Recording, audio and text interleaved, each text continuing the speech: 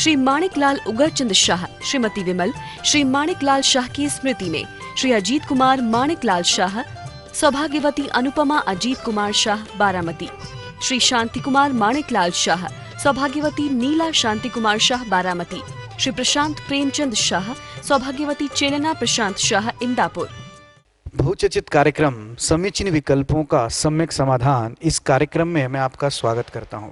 यह कार्यक्रम प्रतिदिन शाम को 5:13 पे यूट्यूब चैनल सुप्रभात से प्रसारित होता है और आचार्य भगवान से विशेष आशीर्वाद प्राप्त करके एक सुविशुद्ध ज्ञान धारा नाम की प्रतियोगिता शुरू हुई है।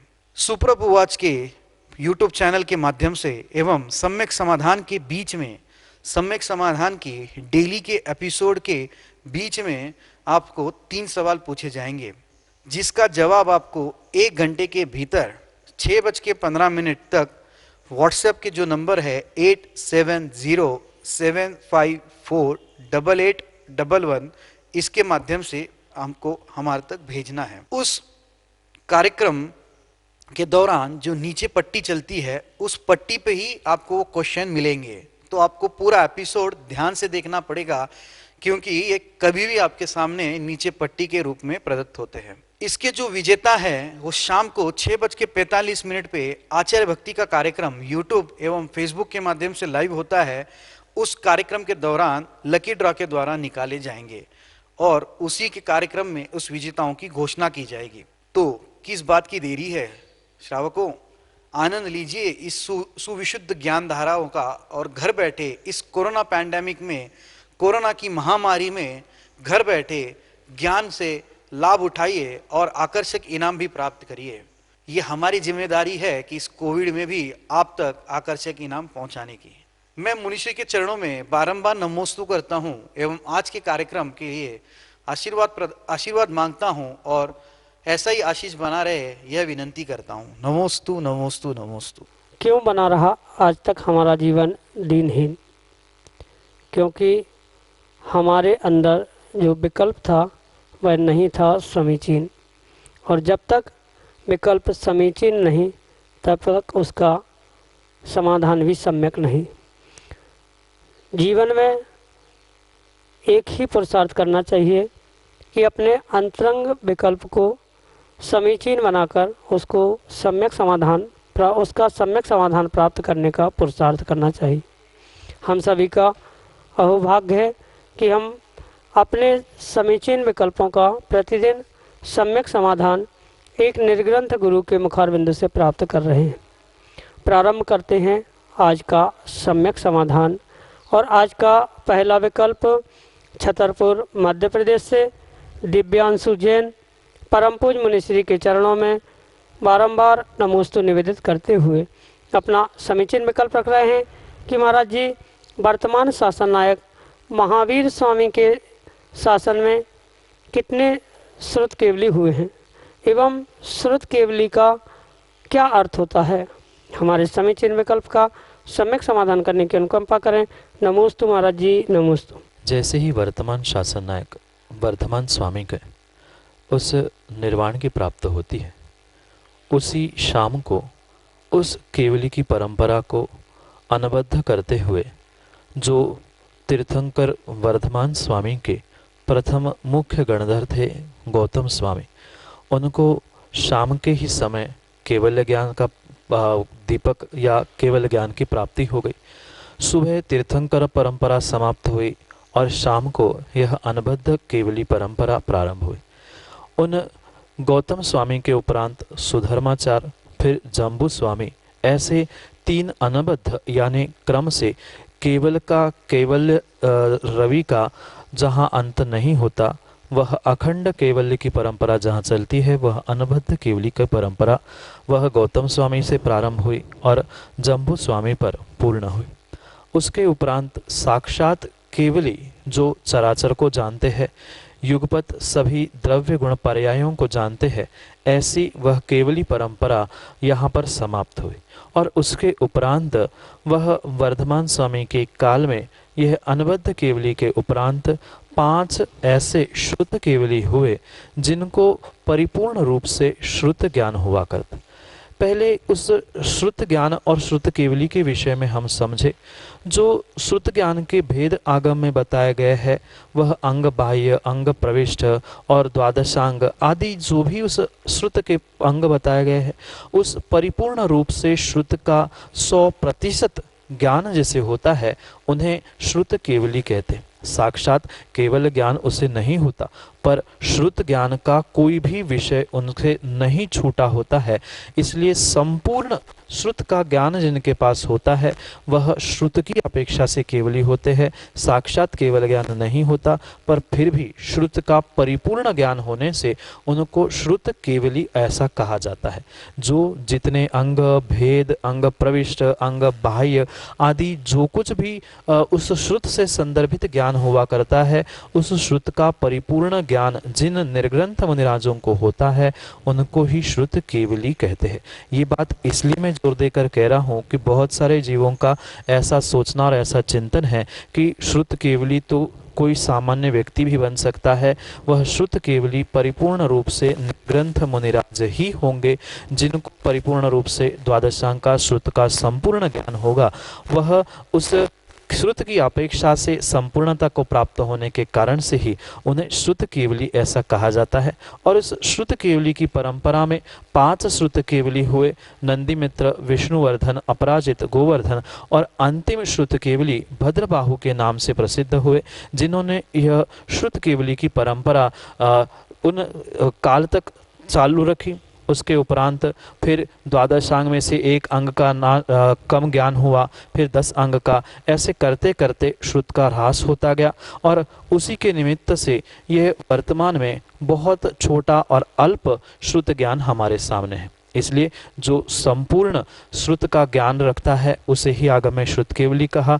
और तीर्थंकर महावीर स्वामी के शासन में ये 5 श्रुत केवली हुए। 3 अनुबद्ध केवली के उपरांत उनके नाम हमने नंदीमित्र, विष्णुवर्धन, अपराजित, गोवर्धन और अंतिम भद्रबाहु इस क्रम से हमने समझे। और इसी प्रकार से ये 5 उनके श्रुत केवलियों के नाम हैं। ये 5 श्रुत केवली हुए और श्रुत केवली का भी अर्थ हमने समझा।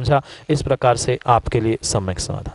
कांतिलाल कोठारी उदयपुर राजस्थान से अपना समीचीन विकल्प रख रहे हैं कि महाराज जी क्या सूतक पातक में मोबाइल से पूजा पाठ पढ़ सकते हैं? हमारे समीचीन विकल्प का सम्यक समाधान करने की अनुकंपा करें। नमोस्तु महाराज जी, नमोस्तु। इस प्रश्न का शायद हफ्ते में एक बार हम उत्तर देते हैं और लगातार इस सम्यक समाधान के इस कार्यक्रमों में इसके विषय में मैंने प्रकाश डाला है। पुनः कांतिलाल जी आपके प्रश्न को इस सम्यक समाधान से आप इस प्रकार से समझे कि ये सूतक पातक जितना आगम के परिप्रेक्ष्य में आचार्य भगवंतों ने कहा है, परिपूर्ण रूप से इतने समय के लिए हर्ष विषाद के कारण जो श्रावकों को इस हर्ष विषाद के निमित्त से होने वाले परिणामों से अपने उस भावों को और अपने आप को बचाने के लिए देवशास्त्र गुरु से दूरी की व्याख्या बना के रखी है। और जो मोबाइल आदि के द्वारा हम कुछ जिनवाणी आदि पढ़ते हैं वह भी एक द्रव्य श्रुत ही है, भले ही कागज़ों पर नहीं प्रिंट हुआ है पर वह सॉफ्ट कॉपी है। उसमें उसको बटन पर क्लिक करना या स्क्रीन पर जो आ रहा है उसको क्लिक करना, हाथ में पकड़ना, ये परिपूर्ण रूप से द्रव्य श्रुत का अभिनय होता है।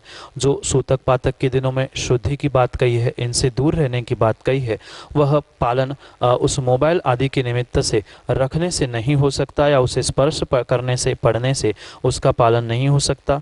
और अगर उस सूतक पातक के दिनों में उसको कोई स्पर्श करता है, पढ़ता है, तो परिपूर्ण रूप से वह दोष का और प्रायश्चित का ही हकदार होता है। इसलिए उन सूतक पातक के दिनों में आपको ऐसा कार्य जो द्रव्य श्रुत रूप मोबाइल में आपने जिनवाणी को विराजमान किया है उसको स्पर्श करने की आज्ञा भी नहीं है और आप ना करें, यही आपके लिए सम्यक समाधान। राजा पंसारी अशोकनगर मध्य प्रदेश से परम पूज्य मुनिश्री के चरणों में बारंबार नमोस्तु निवेदित करते हुए अपना समीचीन विकल्प रख रहे हैं कि महाराज जी सद्देशना ग्रंथ में यह शब्द बार बार आता है ममत्तम भूसरामी।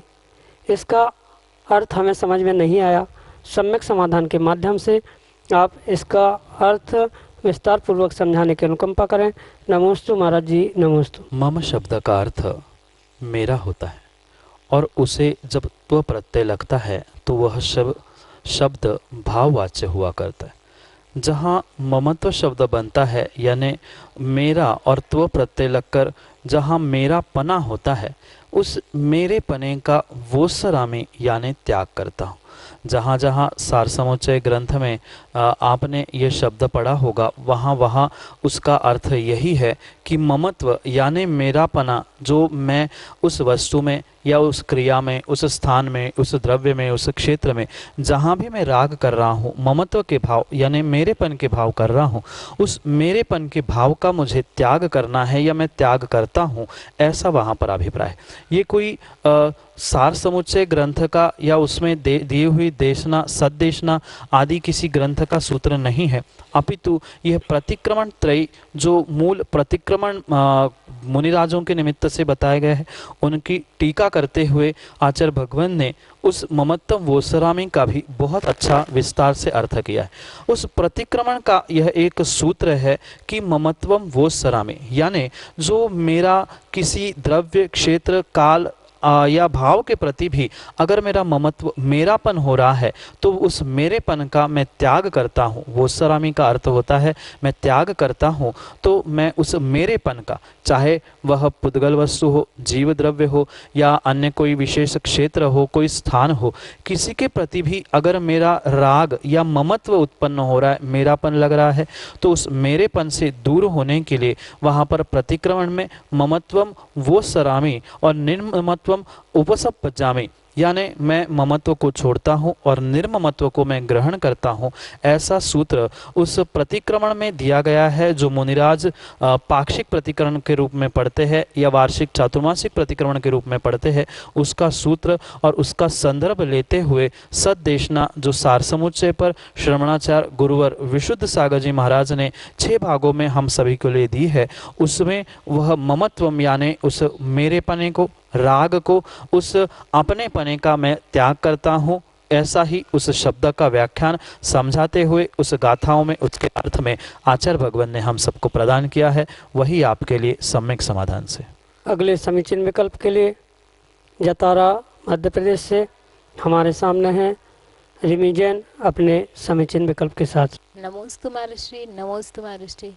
महर्षि, मेरा प्रश्न यह है कि हम नगर जितारा वासियों का ऐसा कौन सा पाप कर्म का उदय है कि हम लोगों को कम समय का महाराज जी और माता जियों का प्रवास मिल पाता है। नमोस्तु महर्षि, नमोस्तु महर्षि। मुनिराज आरिका माँ, आचार्य भगवंत आदि के संघ का सानिध्य मिलना, ये वास्तव में समाज के लिए और समाज के प्रत्येक जीवी के लिए एक सातिशय पुण्य का उदय हुआ करता। जब तक सामूहिक यानी पूरे समाज का मिलकर सातिशय पुण्य का उदय नहीं आता है, तब निर्ग्रंथ मुनि, आचार्य, आरिका आदियों के संघ का सानिध्य किसी समाज को, किसी श्रावकों को, किसी नगर को प्राप्त नहीं होता। और ये जतारा नगर का सहज स्वभाव से ही पुण्य का, सातिशय पुण्य का उदय है, जहाँ ऐसे अतिशयकारी नेमिनाथ, पारसनाथ, शांतिनाथ जैसे भगवान विराजमान हैं। हो सकता है उनकी ही असीम अनुकंपा से और आप सभी के तीव्र पुण्य के उदय से ही आपको आरिका माँ या मुनिराज, आचार्य भगवंत आदि आदि के संघों का सहज रूप से ही सानिध्य प्राप्त होता है। और साक्षात जिस नगर के आचार्य भगवंत नगर गौरव के रूप में इस भारतवर्ष में विख्यात हो, उस जतारा नगर की समाज और उनके भावों की और उनके पुण्य की कहना ही क्या है। पर एक बात ये भी हमें समझनी होगी कि जो भी सानिध्य आदि प्राप्त होता है, ये अल्पकाल या बहुत काल, वह काल से मायने नहीं रखता। जो समय मिला है उस समय में व्यक्ति कितना क्या ग्रहण कर पाया, उसने क्या प्राप्त किया, उसको क्या मिला, आदि आदि विषय समझकर ही हम काल का निर्णय करना या उसका निर्णय करना आवश्यक हुआ करता है। क्योंकि ये बात समझनी होगी, जो साधु होते हैं वह वात रसायन से युक्त हुआ करते हैं। जैसे वह हवा, वायु, कहीं भी गमन करने के लिए रोक टोक नहीं होता, उसके लिए गमन करने के लिए रोक टोक नहीं होता। जैसे आगम में कहा जाता है कि बहता पानी निर्मला, ऐसे ही बहता साधु निर्मला। जो साधु गमन करते हुए ही, विहार करते हुए रहते हैं, वे ही अपने निर्मल चर्या का पालन करते हैं। और ऐसा भी आगम में लिखा है साधु, आचार्य, भगवंत और संघों के लिए कि जिसका जैसा नियत काल हुआ करता है, कुछ नगर में कितने समय के लिए, कौन से गांव में कितने समय के लिए, उतना समय अपना कार्य पूर्ण होने पर वह साधुओं को नियम से ही विहार करना पड़ता है। और रही बात आपने जो अल्प समय मिलने की कही है, वह अल्प समय जो भी मिला है, मेरे हिसाब से जहाँ तक मैंने महीने सवा महीने में देखा और जाना है, वह सब सानिध्य आपको बहुत सहजता से प्राप्त हुआ है। जो मुनिराज संघ आते जाते आपको मिलते हैं, आप उनको रोकने का प्रयास करते हैं। अगर समाज वास्तव में उनको लाने के लिए अथक परिश्रम करेगी, पुरुषार्थ करेगी, तो नियम से वह अल्प समय आपके लिए लंबे समय में बदल सकता है। पर आवश्यकता, जैसे पुण्य ने आपको संघ प्रदान किया, या आते जाते मुनिराज के संघ जतारा नगर से आते जाते रहते हैं, तो उसके अलावा भी उनके हम पास पहुंचकर पुरुषार्थ करें, पूरी समाज पुरुषार्थ करे कि उनको रोकने के लिए, ले आने के लिए, तो नियम से वह आपके लिए छोटा समय भी बड़े समय में परिवर्तित हो सकता है। पर ये छोटा बड़ा समय भी जीव के, समाज के पुण्य पाप पर निर्भर करता है, उनके पुरुषार्थ पर, उनके भक्ति पर निर्भर करता है। जब भक्ति की थी तब चंदना के आंखों में पानी देखकर वह महावीर भी लौट के आए थे। अगर ऐसी ही भक्ति जतार वाले करेंगे तो नियम से मुनिराजों को, आर्यिका संघों को भी लौट के आना पड़ेगा। इसलिए ऐसी भक्ति और ऐसा पुरुषार्थ करें कि हमारा जो अल्प समय मिला है, अल्प सानिध्य मिला है, वही अल्प समय, अल्प सानिध्य हमारे लिए बहुत बड़े समय में चौमासे के या किसी और रूप में परिवर्तित हो। इसीलिए आपको, आपके पूरे समाज को यही आशीष कि जो सहजता से आज तक मिलता रहा, उसे पुरुषार्थ से प्राप्त करने का प्रयास करें, तो नियम से लंबा समय मिलेगा। और वह पुण्य पाप का ही खेल है कि कम या ज़्यादा है, हमें समय नहीं, अपितु हमें क्या मिला, इस पर कम ज़्यादा का विचार करें। यही आपके लिए समय समाधान। आयुषी जैन, जतारा, टीकमगढ़, मध्य प्रदेश से अपने समीचीन विकल्प के साथ हमारे सामने। महाराज जी के चरणों में नमोस्तु। महाराज जी, मेरा प्रश्न ये है कि जनवाणी की सेवा करने में हम लोगों को कभी अविनय होती है, तो उसका हम लोगों को क्या पाप का बंध होता है? नमोस्तु महाराज। जनवाणी की सेवा श्रुत की सेवा ही कहलाती है। और वास्तव में जनवाणी की सेवा, कवर चढ़ाना, उसमें रखे हुए चावल हटाना, फटी पुरानी उस जिनवाणी को व्यवस्थित करना, ये वास्तव में श्रुत सेवा या जिनवाणी के सेवा करने से कभी पाप का बंध नहीं होता, अपितु नियम से पुण्य का ही आश्रय होता।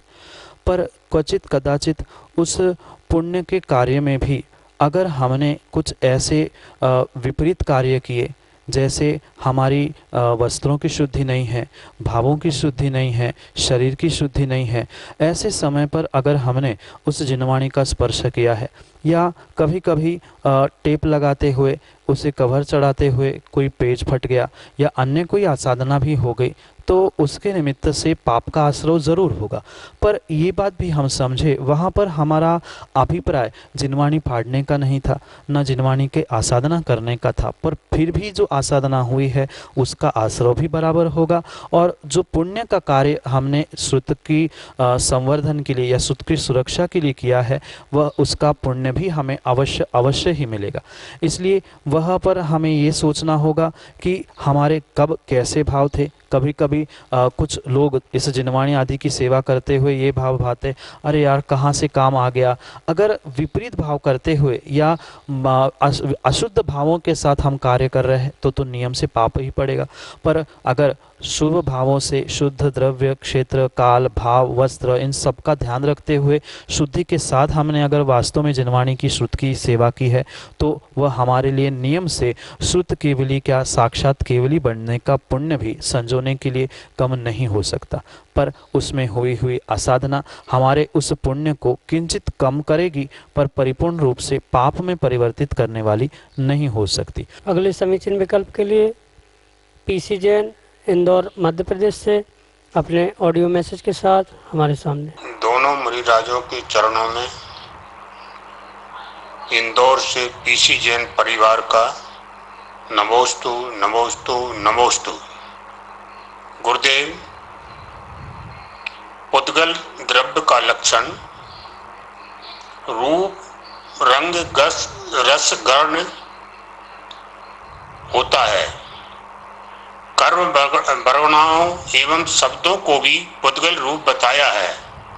अतः इनमें पुद्गल के लक्षण को कैसे घटित करेंगे? कृपया मेरे इस विकल्प का सम्यक समाधान देने की कृपा करें। नमोस्तु नमोस्तु नमोस्तु। पूर्ण कलन जिसका स्वभाव होता है उसे आगम के परिप्रेक्ष्य में पुद्गल का है। उसकी दूसरी परिभाषा करते हुए आचार्य भगवान कहते हैं जो पुरुषों द्वारा निगला जाता है उसे भी पुद्गल कहा जाता है, और उस पुद्गल के निमित्त से उसके विशेष 4 गुण बताए हैं जो कि स्पर्श, रस, गंध और वर्ण है। इनमें से अगर माना कि किसी वस्तु में, किसी पुद्गल द्रव्य में हमें सब गुण नहीं दिखाई दे रहे हैं तो उसका अर्थ ये नहीं है कि उनमें से कोई गुण उस पुद्गल वस्तु में, पुद्गल द्रव्य में कम है। ये परिपूर्ण रूप से सत्य समझना होगा। जहाँ स्पर्श है वहाँ रस है, जहाँ रस है वहाँ गंध है, जहाँ गंध है वहाँ वर्ण है।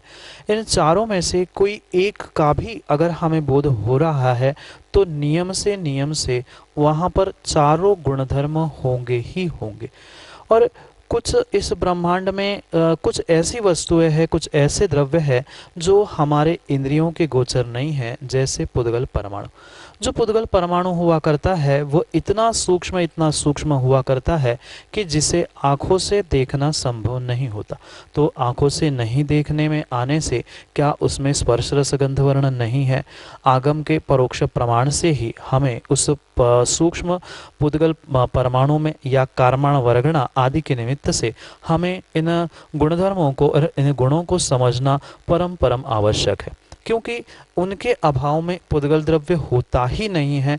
भले ही हम इंद्रियों से उसे जान पाए या नहीं जान पाए, पर वह पूर्ण गरण स्वभाव वाले पुद्गल में ये चारों गुणधर्म होते हैं।